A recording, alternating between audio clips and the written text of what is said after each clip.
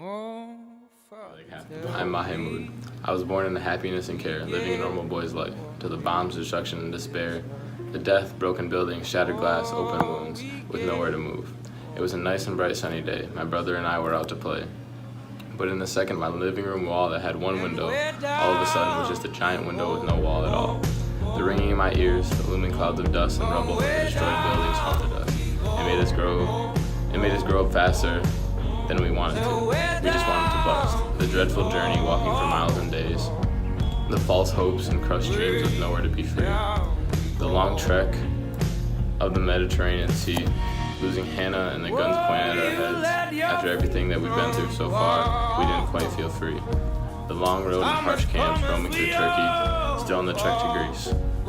Never exempt from the horrors, the lost families, people living in the streets, trying to be free.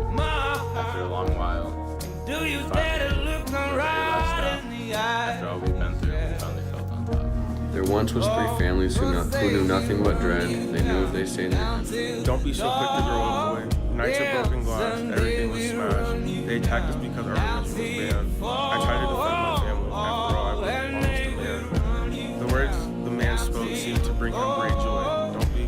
Don't be so quick to grow up, boy. I was terrified. We'll come for you soon enough. I tried to be brave, but it was tough. We had to run. I took my armband off on the train when I was caught. Back to my Jewish train car I was brought. I was terrified. I remembered the Nazis' words. Don't be so quick to grow up, boy. I'll come for you soon enough. Papa was insane from the got you. I can't even imagine what he went through. The boat was like paradise after all. After all the nights of broken glass, we joked, we swam, we danced, but Papa still acted as if he was in a trance. I came of age, I was a man, but Papa still hid.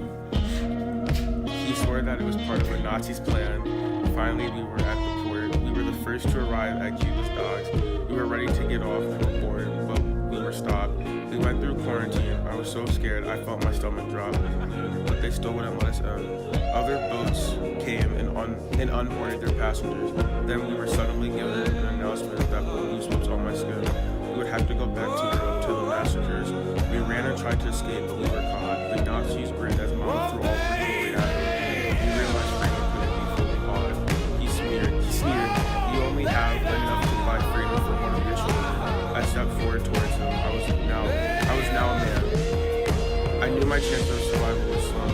As I left with the man, I heard my mother and sister start to bawl. I never saw them again. I died a few weeks later.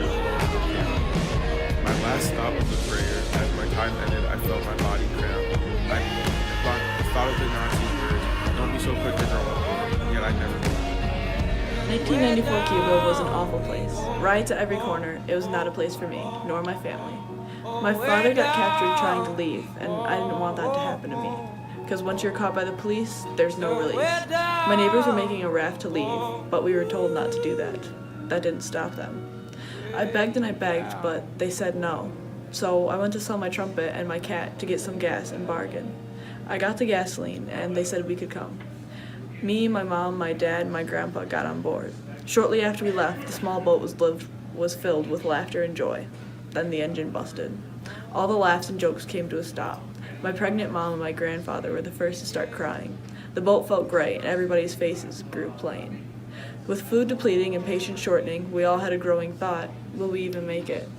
In order to keep moving, we all took turns to swim next to the boat and help push it. I offered to go first, but Dad wouldn't let me. The only options were my dad, Louis, Ivan, and his girlfriend. As we were moving along, the trips felt smooth again, until Ivan said he had seen sharks. He was trying to catch up, but he wasn't fast enough. A shark had got his leg. We pulled him onto the raft, and all there was blood. Before we knew it, blood had filled the boat, all of it. I wasn't a doctor, but I knew he was losing too much blood to stay alive. After 10 minutes, his screaming and crying stopped, and he was dead. The whole boat felt numb. Everyone's face had a certain glum to it, a glum that only death could cause. A few more days go by, and it felt like forever. But then I saw land and people with cameras and microphones, all awaiting us at land. The boat hit the sand, and I suddenly felt relief from the stress and death. Country forever, they would all end up dead. So they began their journey to find a better home. Deep down, each family knew that they would be on their own. Day after day, they fought adversity, trying to keep the right thoughts in their heads. It felt as if It was them against the world. Little did each family know that lives would be lost. What they did know was that their journey came at a high cost. At times they felt as if they should give up, but the burning desire in their hearts kept them going. When the three families reached their destination, they were glowing with happiness, but at the same time, lives had been lost on the way, so the journey almost seemed meaningless. The three courageous families are now living better lives. The journey for a new life was a success, and they survived. Oh, 'cause say we run you down to your car, oh, way down. No, I know, but like, how should I talk? Should I be like bold and brash? Or should Make I it just sound like talk it flows. Just talk. Just talk. Okay. How loud? Like this loud? Hold on, I'm about to fart.